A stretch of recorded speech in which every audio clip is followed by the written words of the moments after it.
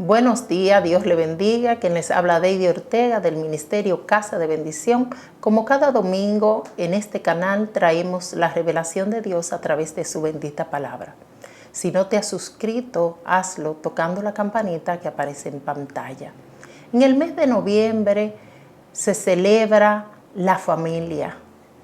Por tanto, agradecemos a Dios por la oportunidad que nos concede de ser parte de un sistema familiar, por los padres que tuvimos, por pertenecer a una familia de fe. En este día estaremos hablando bajo el tema Bendecida Familia. Quisiera empezar diciendo que la familia es el laboratorio social de donde se extrae la información que se incorpora en nuestras prácticas diarias.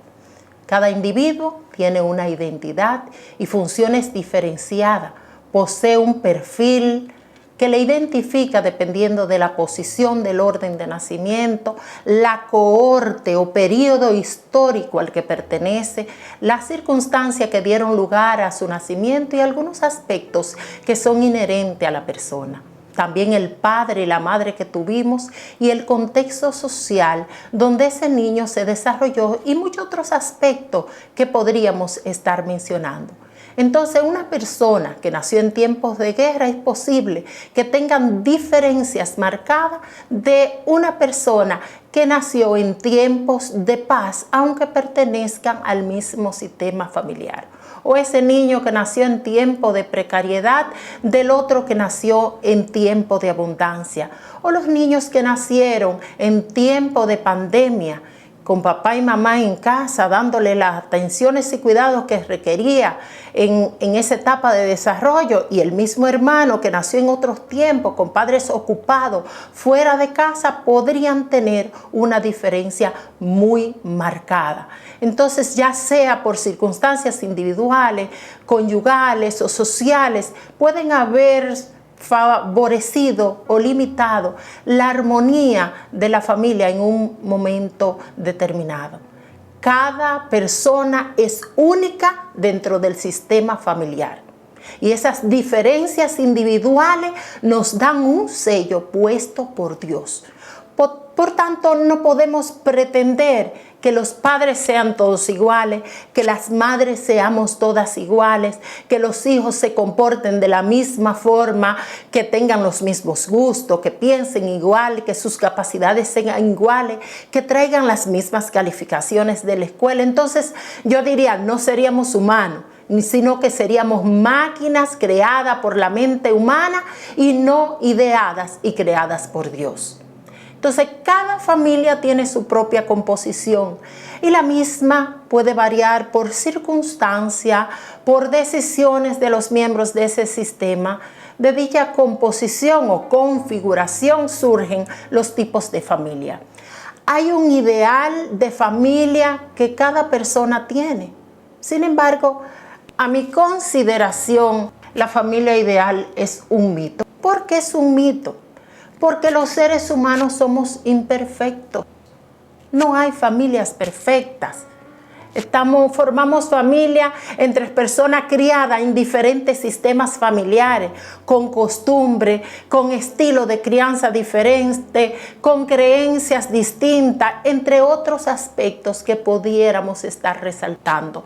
De ahí que cada persona que llega a un sistema aporta lo que tiene a ese sistema, y la familia ha de verse como un todo, en el que lo que sucede en uno de los miembros de cada familia es un reflejo de cómo funciona el sistema.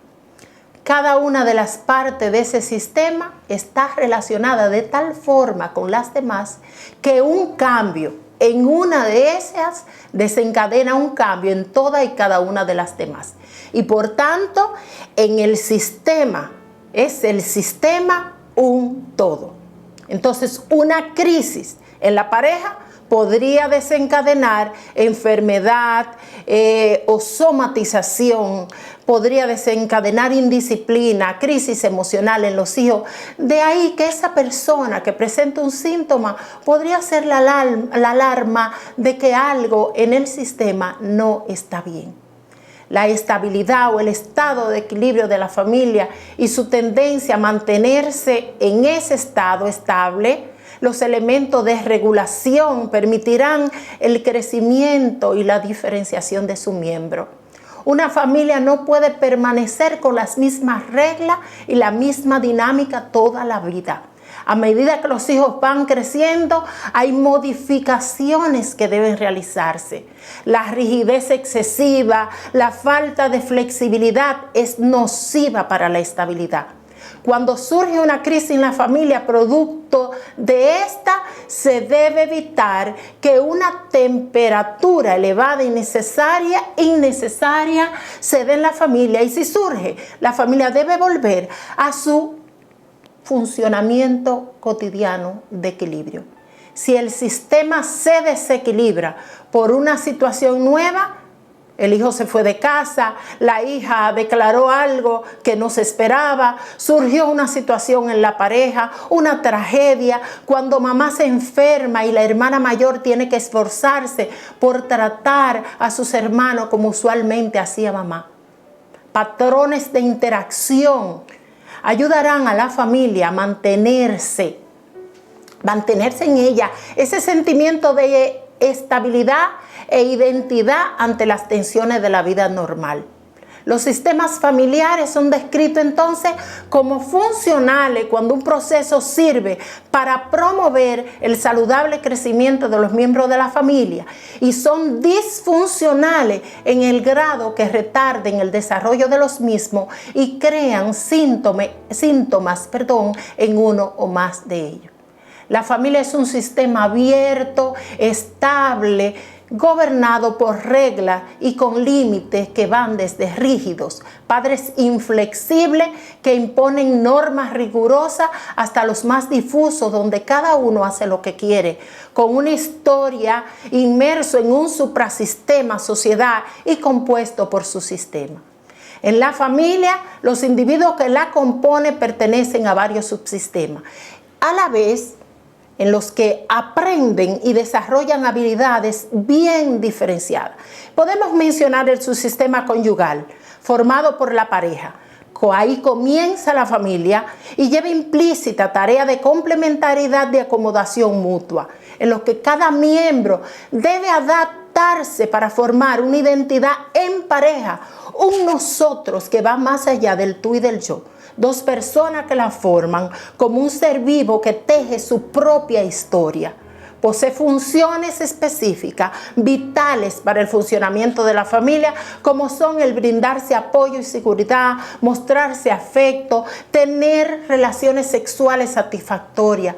Cada sistema debe funcionar sin la intromisión de los demás sistemas. Implica que los cónyuges no deben involucrar a los hijos en los problemas de esposos. No deben enviar recado porque hay disgusto entre la pareja con los hijos. Hablar de los problemas íntimos a terceros. Hacer referencia a los hijos de lo que pasa en intimidad. Si por alguna razón usted deja de ser esposo, no implica que dejará de ser padre o madre. El subsistema parental o parentofilial, formado por padres e hijos, representa el poder ejecutivo. Ejerce las funciones organizativas básicas. En ese subsistema son básicos los principios de autoridad, jerarquía, diferenciación de sus miembros, con las necesidades de compartir los sentimientos de unión y apoyo. Los padres deberán valorar cada hijo como los seres únicos e irreemplazables que son, sin compararlo entre sí, a la vez que le ofrecen igualdad de alternativas y de oportunidades, sin ningún tipo de diferenciación. Actualmente, en la sociedad en que vivimos, cada vez hay familias con un solo hijo, por lo que es importante que los padres, por una parte, fomenten la relación de este con otros niños, además de que la pareja limite la entrada del hijo a la relación conyugal. Las funciones de padre o madre debe asumirse con responsabilidad, con amor y entrega. Papá define a los hijos. Hay unas características que es papá que la impregna en nuestra personalidad. Esta función no se delega. Y si el niño no tiene padre, requiere de un familiar o un adulto que acompañe a ese niño en su formación. Las mujeres no somos padre y madre. Las madres tenemos un papel entregado por Dios de crianza, cuidado y educación en compañía del Padre. Nacimos dotadas de esa capacidad y va a depender de las características personales y del modelo que hayamos tomado de la familia de origen y de los contextos en los cuales hemos crecido. El sistema fraternal compuesto por los hermanos es el primer laboratorio social en el que los niños aprenden a relacionarse con iguales. Ahí comparten, negocian, rechazan. Las relaciones entre hermanos son muy significativas y constituyen un auténtico campo de aprendizaje donde se ensaya la competición, pero también la cooperación, la negociación. La competición entre hermanos es una fuente potencial de conflicto, pero también de emulación constructiva, ya que los hermanos evolucionan gracias a la relación que hay entre ellos y al afán de diferenciar su propia identidad en el sistema familiar. La generosidad será una cualidad que también habrá que incorporar en sus relaciones con los demás. Los hermanos deben ser hermanos y deben crecer en un ambiente en el que puedan resolver sus diferencias sin intromisión de los padres.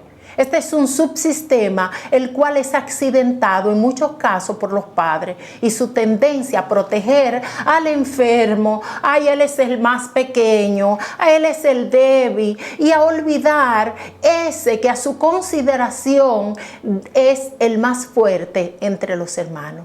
Los miembros de la familia deben cuidarse tanto emocional como físicamente, expresar sentimiento entre sí e identificarse con las vivencias y emociones de cada uno de sus miembros.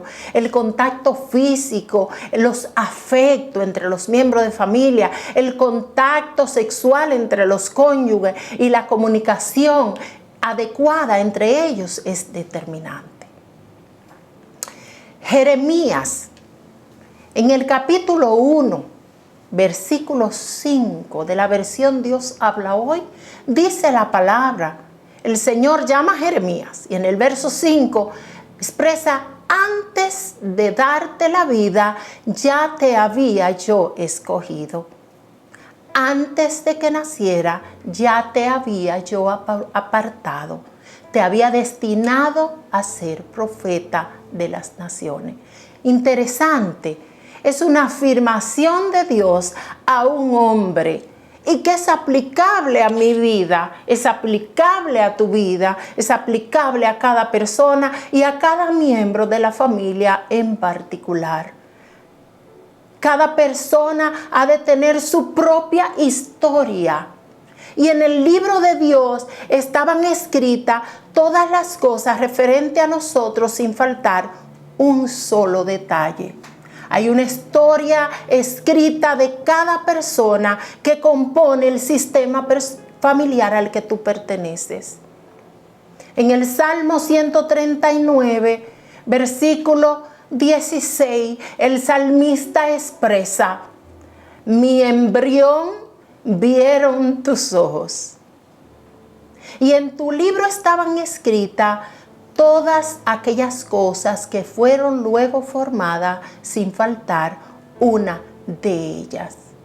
Mi embrión.